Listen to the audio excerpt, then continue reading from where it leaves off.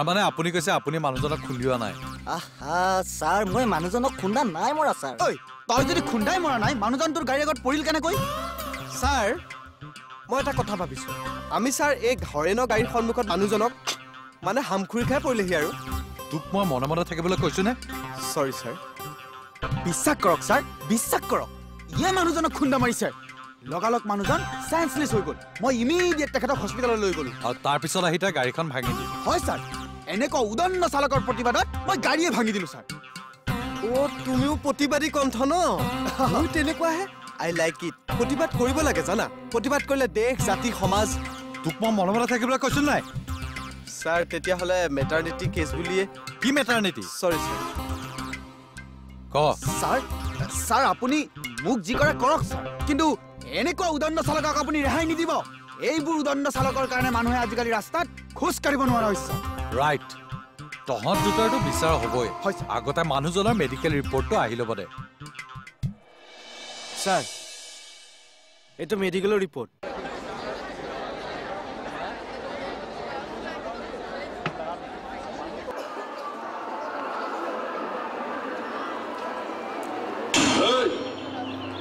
নিজৰ কথা ভবাৰ আগতে ঘৰখনৰ কথা এবাৰ ভাবিবি তহঁতৰ হিন্দু সমাজৰ ল'ৰাই আমাৰ ছোৱালী পোৱালি লৈ গৈছে মই চেলিবাক বিয়া পাতিমে তহঁতে যি কৰ কৰ চাই তোমালে মোৰ হিয়াজুৰ নপৰাই গ'ল হাই হাই ফুবাৰে বেলি দিও ভাগনি পছিমা ফুবাৰে গ'ল আমি কিন্তু দুখন কাকামলা দেখি Aie tu sazón robótico chari de rum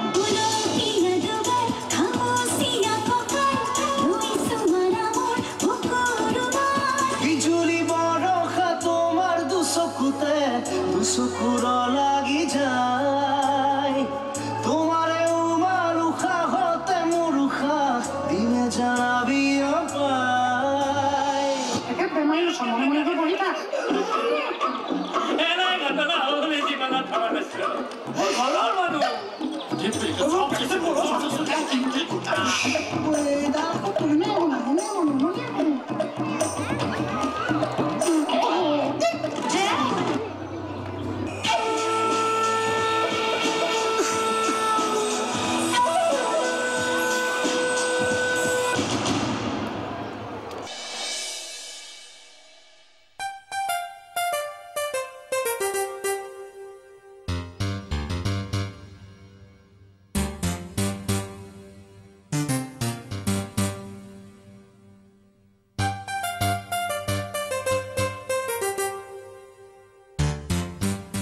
sir মানুহজনৰ কিবা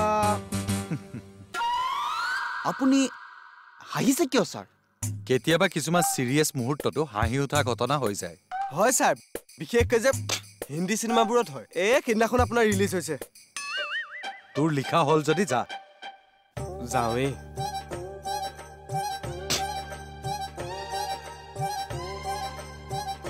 স্যাৰ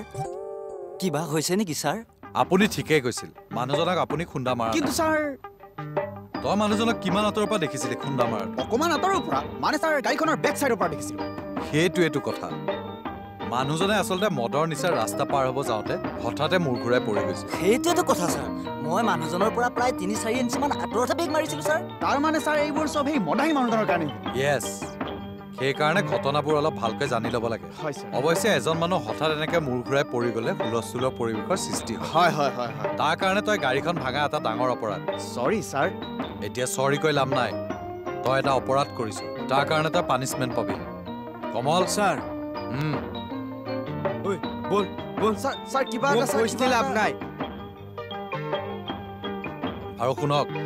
আপোনাৰ গাড়ী মালিকক পঠিয়াই দিব আৰু আপুনিও আজিৰ পৰা গাড়ী চলাওঁতে অলপ সাৱধান হ'ব হ'ব স্যাৰ স্যাৰ মই এতিয়া যাওঁ যাওক এটা কেছ ছল্ভ হ'ল এতিয়া নেক্সট কেছটোৰ কাৰণে প্ৰিপেয়াৰ হ'বলৈ হ'ল কৃষ্ণ কমল খাটনিয়াৰৰ কেছ